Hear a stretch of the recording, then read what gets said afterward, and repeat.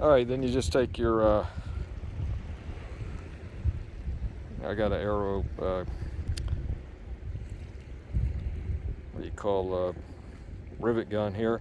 You choose what size rivet you're using. I got 3/16, so you screw that on there. Put it on top of there.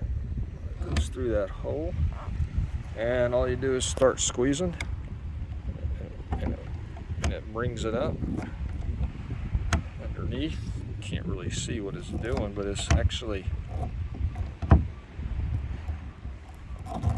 it's kind of hard. You keep squeezing it until it breaks off. Here's one rivet right there, and I'll do the other one in just a minute here. But I just want to show you here, so that rivet, that part right there just comes out. Pull it out, and good to go.